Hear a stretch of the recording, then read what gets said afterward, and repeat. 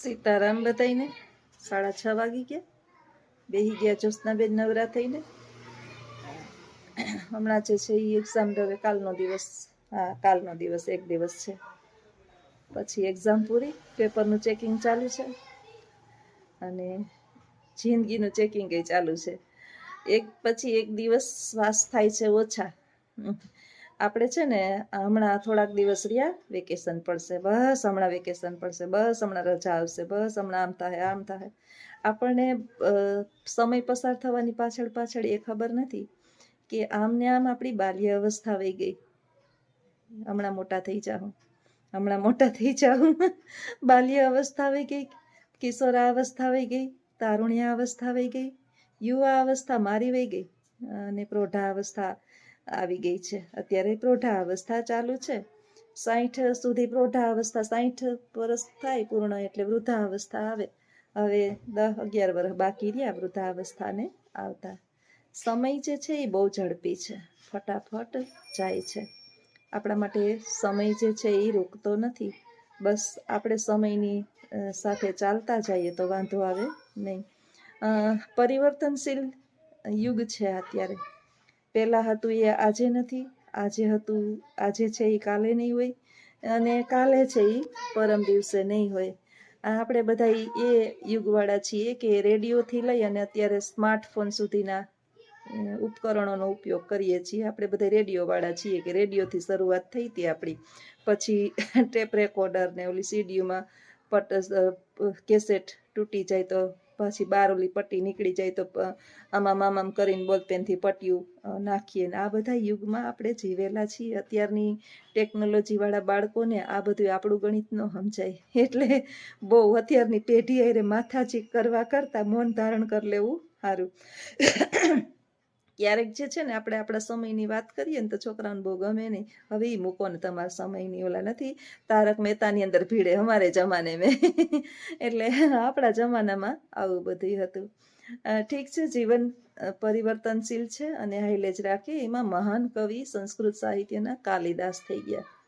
કાલિદાસ જે છે ને એ એવા મૂર્ખ વ્યક્તિ હતા, સંસ્કૃત સાહિત્યના કવિ, કે જે ડાળ ઉપર બેસે ને એ જ ડાળને કાપે. પછી બિચારા એટલા મૂર્ખ કે એની કોઈ સીમા નહીં. એટલે એક વખત એક જે નગર શેઠ હતા, એ નગર શેઠની એક કન્યા એવી કે બહુ રૂપાળી ને અભિમાની થોડીક. એટલે જે એ સમયની અંદર જે છે ને માગું લઈને પહેલાના સમયમાં રાજા મહારાજાઓના માગા લઈને ચારણ ગઢવી જતા ને આવું બધું હતું કે બીજા લઈને જતા. એટલે એનું અભિમાન ઉતારવા માટે થઈ અને કાલિદાસ એને વિચાર કર્યો કે આને કોઈ મૂર્ખ વ્યક્તિને પરણાવી દેવામાં આવે. એટલે કાલિદાસ ને ખાલી એટલું કહેવામાં આવ્યું, મૂર્ખ હતો, કે તારે જે છે ને કાંઈ હા ને ના ને એમાં જ ઈશારા કરીને જવાબ દેવો. અને પેલા નગર શેઠને સમજાવી દીધું કે બહુ જ્ઞાની છે, બહુ મહાન કવિ છે અને બહુ તજજ્ઞ છે. આવો જમાઈ તમને ગોઈતોય મળશે નહીં. કારણ કે સંબંધો જે છે ને એ વચલી વ્યક્તિ બહુ વ્યવસ્થિત હોય ને તો જ થાય. કોઈના ગોઠવાઈ જતા હોય ને તો વચલી વ્યક્તિ એમાં જવાબદાર હોય. એ કેવી છે ને એના ઉપર આપણા સંબંધો નક્કી થાય. આપણા ઘરની અંદર સારી વહુ કે આપણી સારો જમાઈ આવે તો વચ્ચે જ કોઈક હોય તો જ આવ્યા હોય. હવે પછી આપણા નસીબ બીજા. તો મા બાપ તો સારું જોઈને જ દે. નગર શેઠ ખુશ થઈ ગયા. કાલિદાસને હાનામાં જ ખાલી બોલવાનું ઓછું, ખાલી ઈશારાથી જવાબ એટલે એ એમાં પાસ થઈ ગયા અને પરણીને આવ્યા. બહુ નગર શેઠની છોકરી બહુ જ્ઞાની, એટલે સમજી ગઈ ટૂંક સમયની અંદર જ કે આ મારો ધણી જે છે ને એ મૂર્ખો છે, એની અંદર બહુ કંઈ જાજુ જ્ઞાન છે નહીં.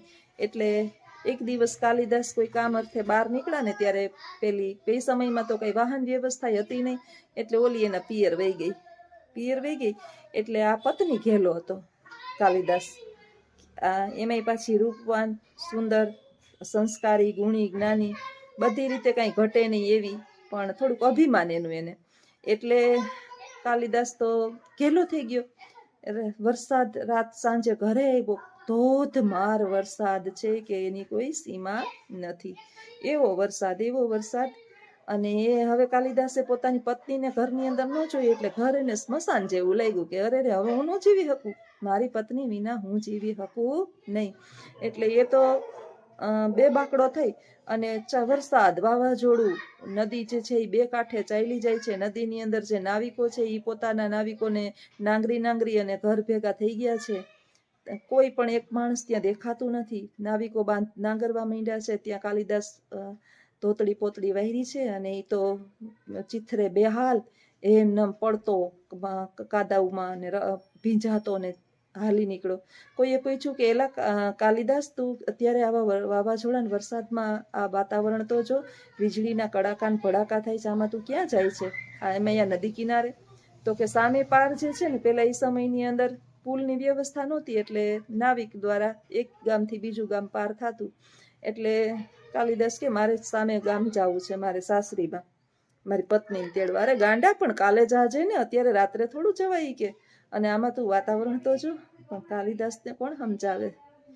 તો આ કાલિદાસ જે છે ને, મહિનો નહીં.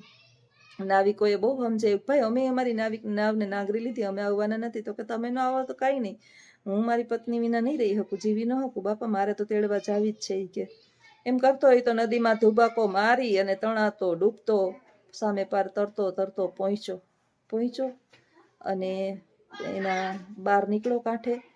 આખો બે કાદુ ભરાઈ ગયો છે, કારણ કે વાવાઝોડાનું વરસાદનું પાણી જે છે એ ચોખ્ખું ન હોય, એમાં કાદાવાળું હોય, એટલે એ તો આખો ભરાઈ રહ્યો છે.